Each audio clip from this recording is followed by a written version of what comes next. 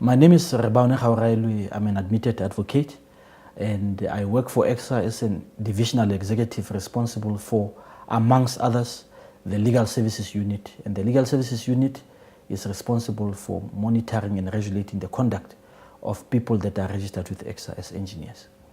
Perfect. Very good.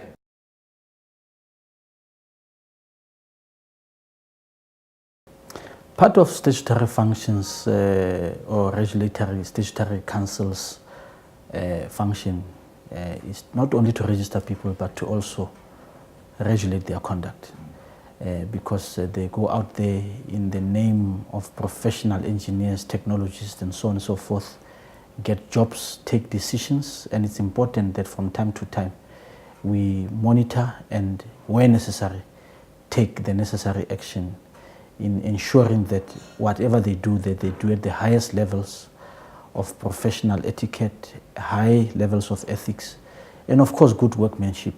Being a professional engineer means you are competent. And if any report is received by us that suggests substandard workmanship or competence or unethical conduct, the legislation, the Engineering Professions Act, empowers us to not only investigate that, but where necessary, take the necessary corrective action. Yes.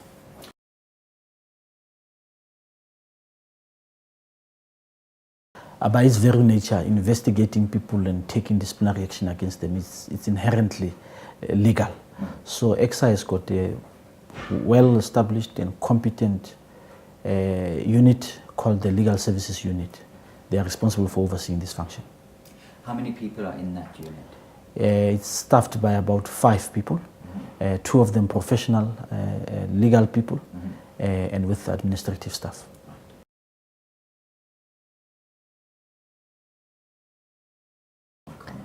The enabling instrument obviously is the Engineering Professions Act, which says that whenever registered people are found to have conducted themselves in a manner that's wanting in those areas I've mentioned earlier on, then action should be taken. That's the enabling legislative instrument. But the day-to-day instrument that ECSA uses, it's a code of conduct for registered persons. Every registered person, once they are confirmed registered, know that there's a code of conduct that they must subscribe to, which is in the ECSA's website. That's a document that will tell you the do's and don'ts of a registered person in terms of their conduct. That's the instrument.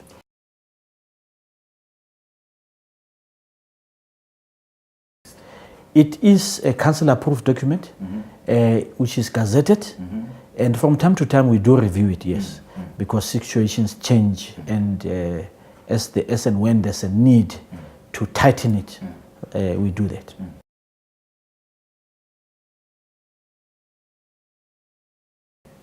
In fact, the development of the code of conduct, it's an instrument, it's a process that involves the registered persons themselves. There's a committee in ECSA called the Investigations Committee. Right. That committee is actually the custodian of the code of conduct. They are the ones that panel beat it. They are the ones who have put it together, of course with legal support and legal help. So ultimately it's a product that was developed by the very engineers to apply to the engineers. Yes. They're being held to their own standard. Indeed. Right. Yeah, it's not something that was developed by lawyers and imposed on engineers. The engineers themselves constitute the investigation committee. It's them that from time to time decide if there's a need to review it, right. And it is indeed their document developed by them. Right.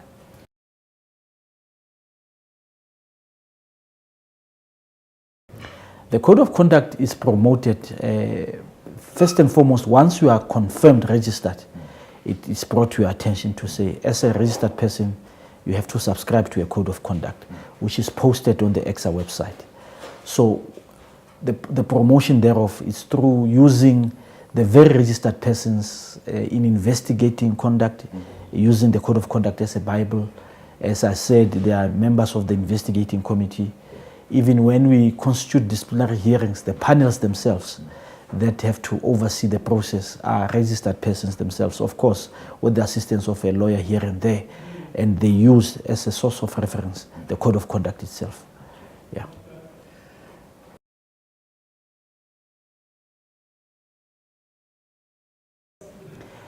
There are, before we talk of, or we've talked about promotion, The other thing I forgot under promotion, by the way, from time to time we publish advisory notes. An advisory note would be saying that recently there's been a building collapse in such and such a place, and what was found in that building collapse was that there was a fault in this and that. Therefore, please, out there, be careful when you sign off, before you sign off on a building, to make sure that this and this and this is taken care of.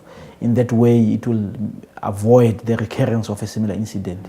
Yeah. So from time to time, ECSA would pick up a trend in terms of flaws in engineering work out there, and they will publish public notes, public notices and advisory notes, and therefore, in a way, advise engineers out there to say, guys, this is how we should do things as opposed to doing these things.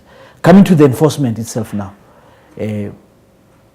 once a complaint is received, in other words, there are two ways in which ECSA gets involved.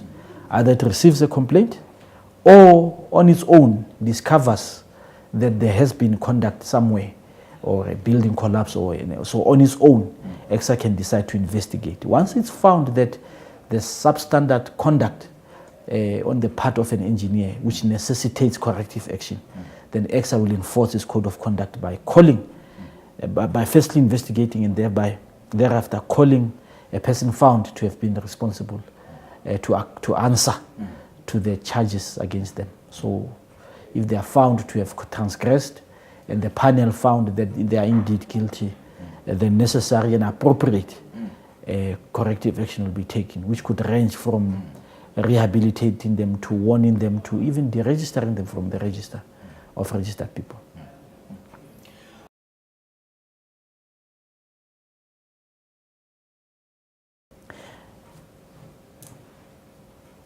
Recently, ECSA held roadshows throughout the country about what it does. And one of the questions that kept on being asked is what is the benefit of being a registered person?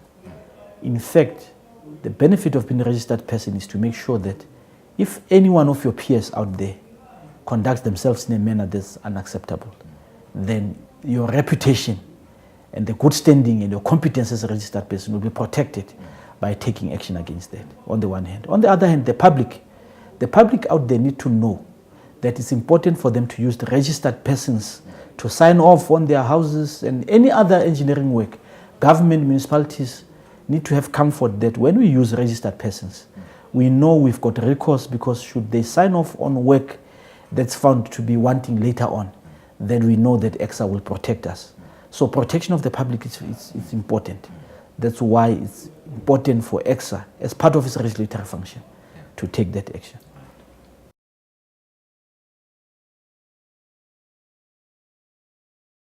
No. A simple answer to that is no.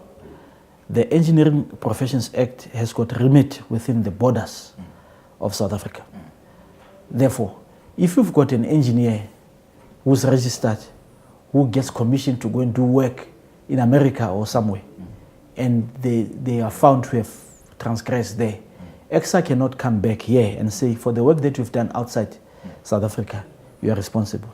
So its remit and its jurisdiction, it's within the borders of South Africa and not outside, even if you are registered and you do work outside.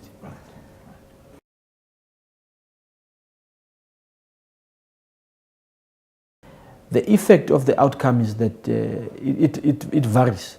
The overall objective, maybe I should start there, is to correct substandard behavior or unacceptable conduct.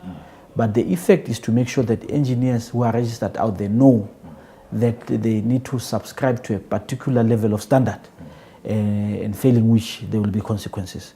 So the effect actually is to ensure that our engineers out there conduct themselves in a particular standard and not below that particular standard. And once we take corrective action, we enforce that corrective action, either by warning you, like I said, it's wide-ranging. An engineer could even be deregistered as a professional engineer.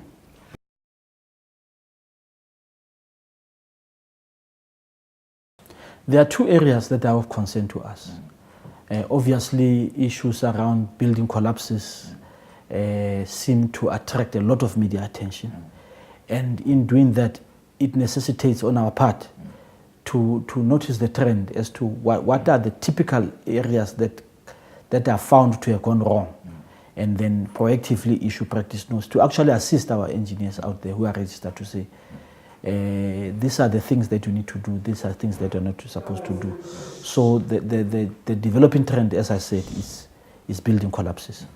But given the environment under which engineers work, you would remember the well-publicized collusion during the 2010 World Cup, construction collusion.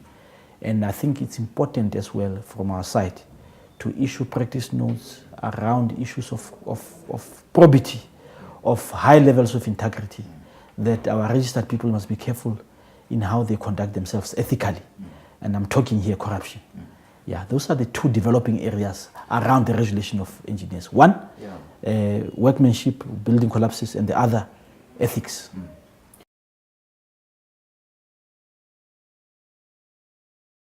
Ethical conduct, decision making is very important. If you look at the code of conduct, you'll see that it's not only about workmanship, about what you do on a day-to-day basis with your hands. It's about decision making. It's about high levels of ethical conduct. And if it's found to be wanting, that could be a basis for corrective action as well.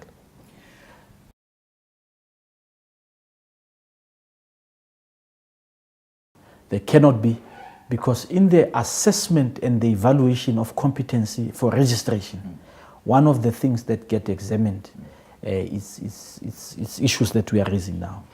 How competent are you to do the work? Are you going to do the work within your category of registration? In other words, if you are a technologist, you cannot go out there and claim to be an engineer. If you are a technician, you cannot go out there to claim to be. So when they leave the registration process, they know that which they've been registered for and that which they've been competent for, firstly. Secondly, the code of conduct, it's actually part of the evaluation as to how they ethically will conduct themselves out there. And it is on our website, and every engineer knows that they are subject to ECSA's code of conduct. They cannot claim ignorance. Yes.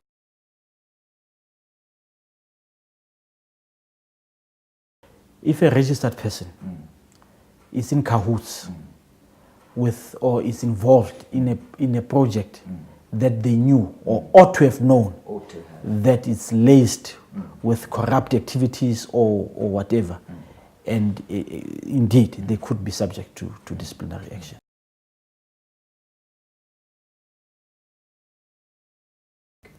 In terms of ECSA's legislative framework as well as the code of conduct, any action that is taken against any registered person against which they are unhappy about, they can take recourse, they can appeal against that.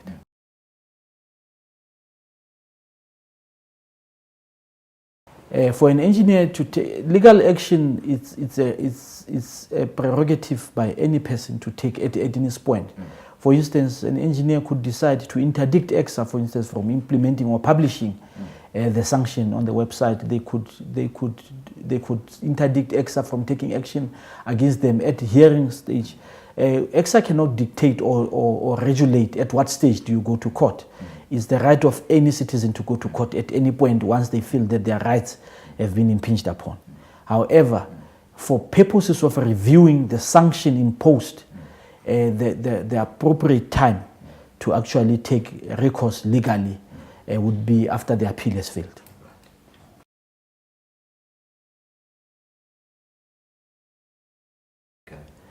I think it needs to be mentioned that ECSA's jurisdiction is over registered persons and registered persons only. There are a lot of people that practice in the engineering field who are not registered with ECSA because there's nowhere where the Act says it is compulsory that every engineer should be registered, as is the case with the medical profession. Every doctor cannot touch a patient unless they're registered with the Health Professions Council. As a result, you have an influx of people that come from other countries that want to practice engineering here. The Department of Home Affairs have tried to regulate that, to say that no engineer can practice in South Africa without a critical skills visa. But the fact of the matter is that they do. I mean, there are a lot of foreign engineers that practice engineering in South Africa that are not registered. But it is a concern for ECSA that there are people, firstly, once you come here as an engineer and you say you are registered, we need to verify your qualifications, whether indeed you've got an engineering qualification, and if it's in line with South African standards of post-matric qualification. And secondly, ECSA itself needs to determine, in terms of, because ECSA is a signatory to international accords, whether that foreign qualification you bring here, it's in line with ECSA's engineering recognition of qualifications, in line with those international accords. And when you find a foreign engineer practicing here with qualifications that we have not verified, and with the competency that we have not verified, it's a concern. So indeed, ECSA does not have jurisdiction over any other person, local or foreign, that is not registered with ECSA, but it is encouraged for any person that wants to practice engineering in this country to be registered with ECSA, so that should their work or their conduct be found to be wanting, ECSA could have recourse. You can imagine a person coming here to do work here and leaving the country, and their work is found to be there's not much that ECSA could do, or even when they are here. Yes.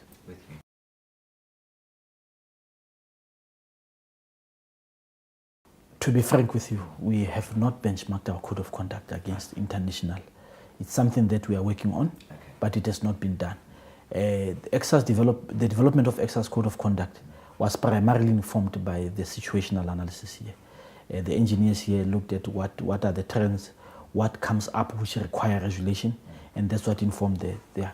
But it being benchmarked against international standards, it's something, I'm talking the code of conduct now. Yeah, the only things in ECSA that are benchmarked against international standards, it's our university programs, in other words, engineering programs, as well as standards for registration. How do you register people? What do you look at when you register a person? But the conduct part, it's a gap that is there that we need to. Yeah, it's something that I'm comfortable to admit. To say it's a gap. Okay. Yes.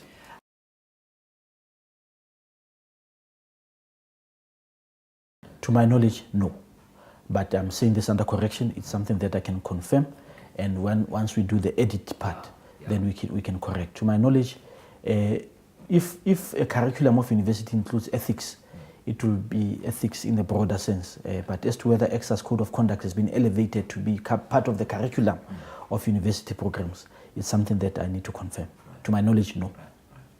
So in other words, ECSA really is the holder of the code of conduct and the custodian of that. Yes, code of conduct. And the first exposure that a person would have is when they are registered with ECSA, not before.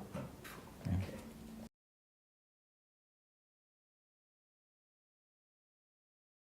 It typically comes, and it's not a secret.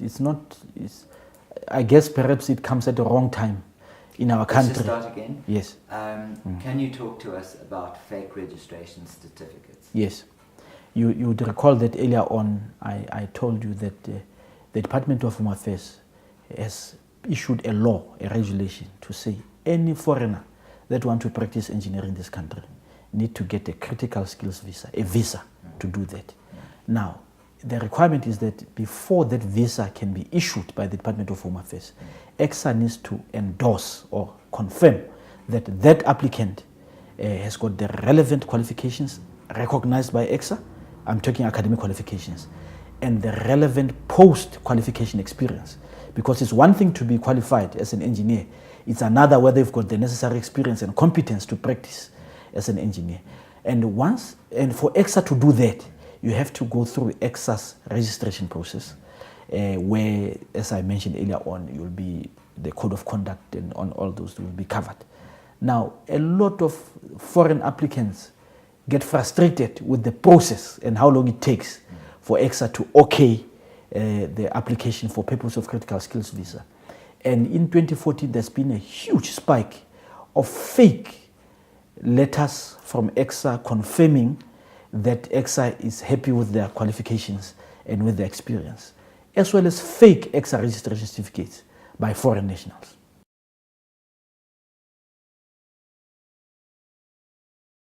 The Department of Home Affairs would, before they confirm and issue a visa, check with ECSA whether indeed the certificate is ECSA's one.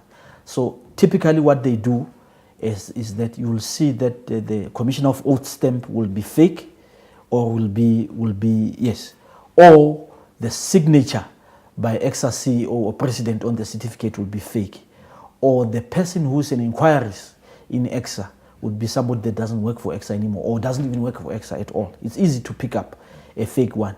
Or the registration number itself would be fake, because you take the registration number, you punch it on the ECSA system, and it will be fake. But I think the question that perhaps would be follow up in the mind of anybody is that, okay, what do you do as ECSA when you pick up these fake certificates or bogus certificates? Because if you are not registered with ECSA, there's nothing that ECSA can do. However, we can open a criminal case against you. So all cases of fraud that ECSA picks up by people who purport to be registered with ECSA are reported to the South African Police Services.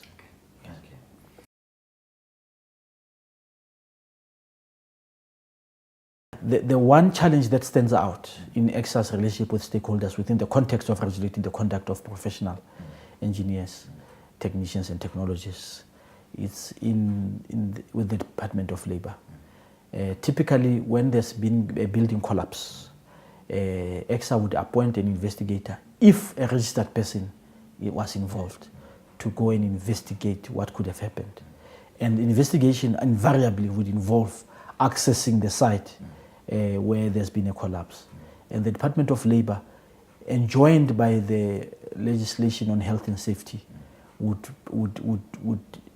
generally give us challenges in terms of accessing the site for purpose of the investigation. However, we are overcoming that problem. We are engaged with the Department of Labor. They are beginning to see things from the side of ECSA, and ECSA is beginning also to see things from the side of the Department of Labor. That is the one stakeholder challenge we are currently facing at the moment. Yeah. Okay. I'm Lerato Primer. I'm an admitted advocate, and I'm the manager legal services at ECSA. How many cases typically?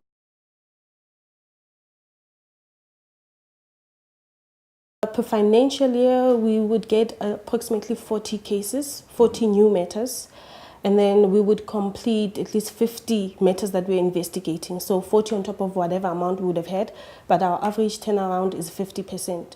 And I'm not including disciplinary cases.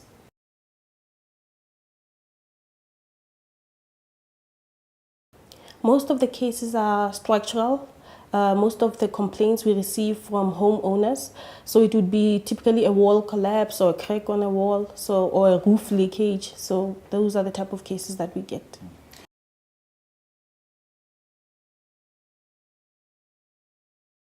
I think those make up 20% of the cases that we get, because most complaints, like I said, are from homeowners, and it's typically walls or roofs, or a person wants to move into their house but it was not signed off. So those are most of the cases that we deal with.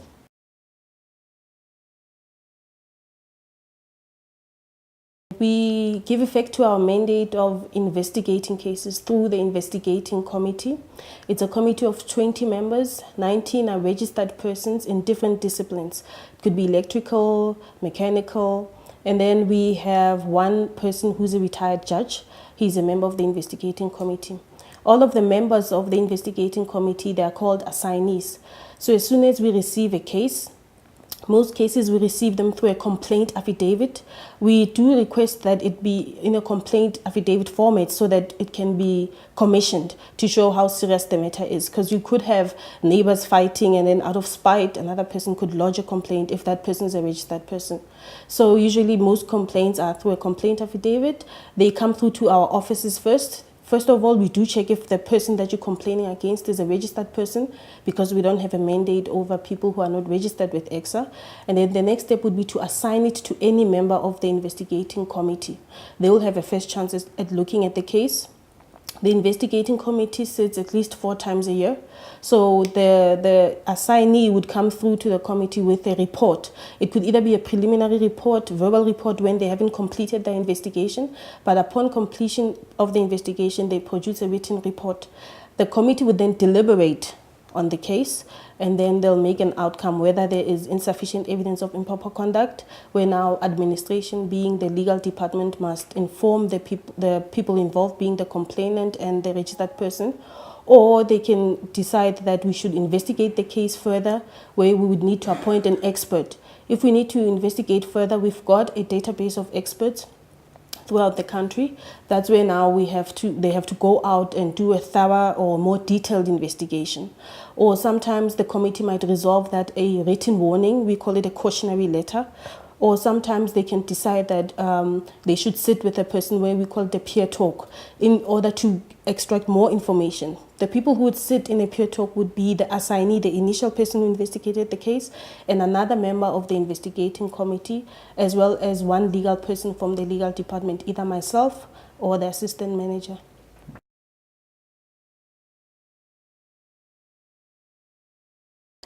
Okay, after we receive a report, like I alluded to before, that it could either be insufficient evidence or a peer talk or a warning through a cautionary letter, the committee could resolve that we prefer charges. When we prefer charges, it means now we are charging the registered person.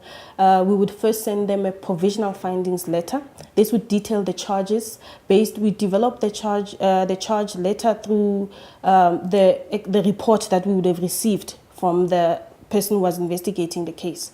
So initially we send it to the respondent, and now the respondent, we give them the opportunity to respond, to differ with the charges, and then based on the response, the case can become a disciplinary case, or it can end there. They might refute all the allegations, and then the case might end there. But all decisions are taken by the investigating committee. Now, if they do not produce anything sufficient, like if the registered person does not give further information that could turn the case in his favor, it becomes a disciplinary case. Now it's all in the hands of the legal department. That's when now we put together charges and we submit a charge sheet.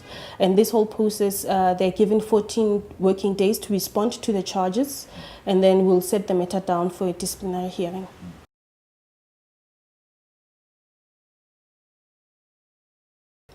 It's up to them. Most of our cases, they represent themselves. I think the charges are clear.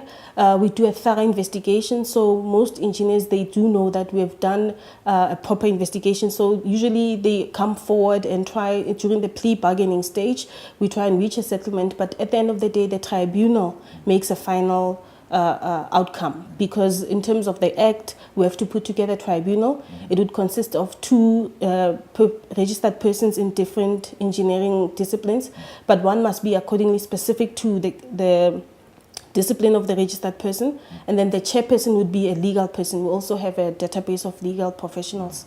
So the tribunal, whether we've reached a settlement, it's still a draft settlement through the plea bargaining stage, the tribunal will still sit, and then the tribunal will deliberate on the case. The case it will be heard as an open disciplinary case, and then will produce the settlement, but the tribunal will make a final finding. They'll either say they'll uphold the settlement, or they can say that they're not upholding the settlement, either the charges that we agreed upon or the sanction that we would have proposed, or both. They might decide that they don't agree with both, and then the case becomes a fully fledged disciplinary case, and it's conducted that way.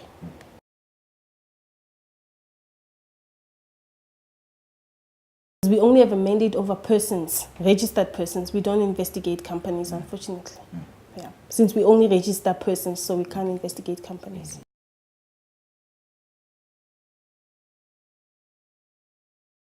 It depends on a lot of factors, depending on how long the case takes.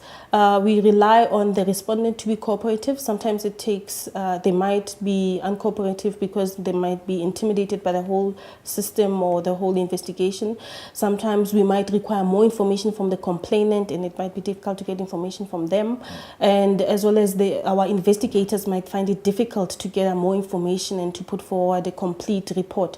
But on average, it could take 6 weeks up to a year to complete an investigation. It's not something we are proud of. We're trying to improve on that, especially because we don't have a mandate to give effect to specific performance, meaning if a complainant wants to have, they're complaining because of a cracked wall, their immediate gratification, they want the wall to be fixed, but we only investigate the professional conduct of the person. So we try and make sure our procedures are quick so that at least they get some comfort in the process. So we're working on trying to improve the turnaround times.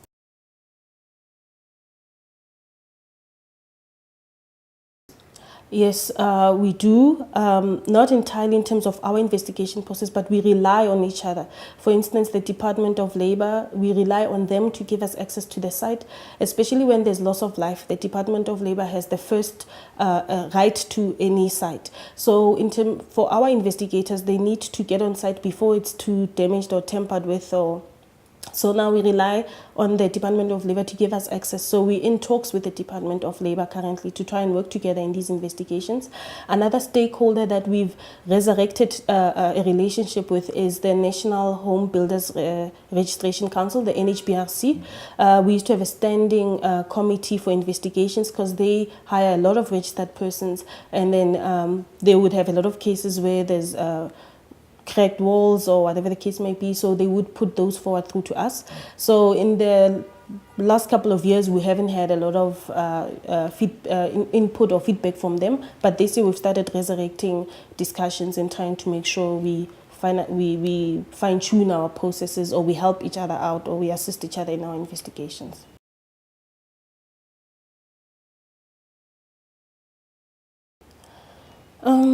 You know, as far as the engineer, I want to start first from the complainant side. Sometimes you get complainants who are not thorough in what their complaint is about.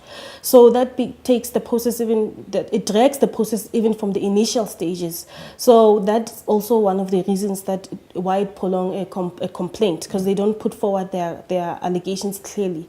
In terms of the registered persons, from their side, I think they don't understand the process, so that's why they're being difficult. I think if we give them more information as to what our investigation is about, and that you're not immediately going to be deregistered only because we're investigating you, maybe they might be more cooperative.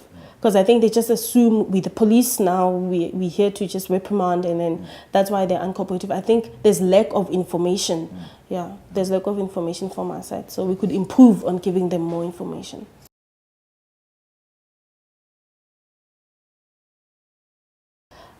Typically, we could get an anonymous call, but most often we do keep in touch and check the media reports. A lot of our big cases where there's been loss of life, it's because of media reports. So through the media, yeah. Okay.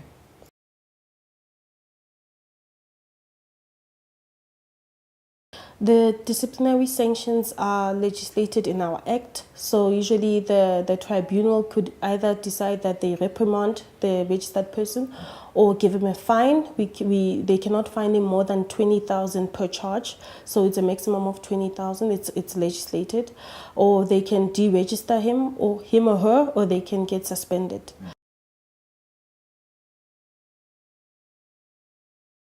We try and do in terms of trying to rehabilitate engineers while we're in the investigation process, while the case is still within the control of the investigation committee.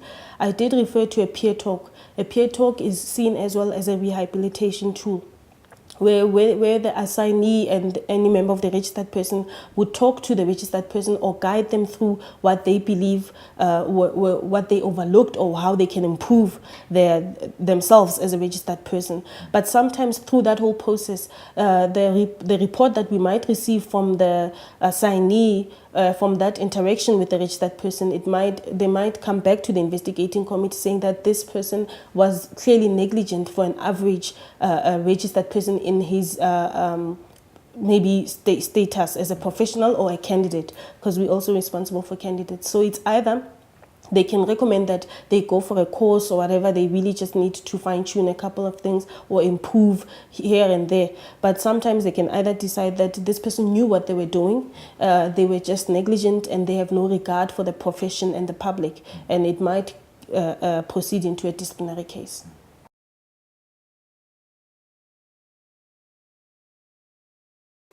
Yes, the complainant can appeal. The Act says any member of the public who's aggrieved by any decision of ECSA, we are the agents of ECSA. And so if any person is aggrieved, be it the complainant or any member of the public, they have a right to appeal against that ruling or that outcome or that decision that ECSA has made.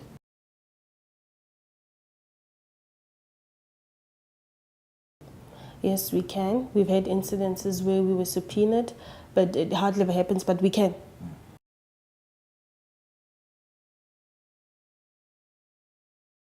We currently trying to benchmark our investigation processes internationally and nationally. We've been looking at benchmarking against the health professional councils and the pharmaceutical council. So we are working, that's what we're trying to do in order to improve our investigation procedures. We regularly look into how we can update or review our code of conduct, and this is all influenced by experience through cases and through interactions with registered persons, or through the number of complaints or the nature of the complaints that we receive.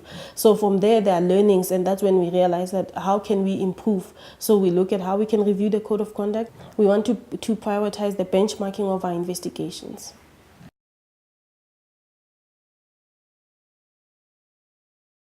When we do our investigations, we do also work with the registration department in that we do check up how have they been keeping up with their standards and their qualification. So that assists in our investigation. And I think the best way that a person can apply their code of conduct, because the first time that a registered person gets to know about their code of conduct is when they are registered. And we publish it on the government gazette, it's on the website as well. And when we review it, it's published for comment. We've got all our registered persons on the database, so they are also called upon to comment on the tool that they are measured, that their professional conduct is measured against. So I think the best way to apply it is to continually improve their professional conduct in terms of the CPD, and to pay attention to our website. We do work with volunteer associations as well. Most of our committee members, because ECSA works a lot with volunteers who form part of committees. I think we currently have 45 committees, so most of the volunteers come from the volunteer associations. So we work a lot with volunteer associations when we want to try and get through a message across to registered persons, be it advisory notes on any matter of engineering that we feel the registered persons can benefit from, as well as the code of conduct itself. So we use the registered, we work with the volunteer associations as a communication tool. Our website, we've got a communication department. They go on a lot of roadshows as well as exhibitions. So that's how we try and communicate the code of conduct. But we could improve on it. I think when everyone thinks of ECSA, they just think registration. And then only when there's a collapse, they start thinking, what is ECSA doing? So we could try and get the word out there and try and be relevant as far as investigations are concerned.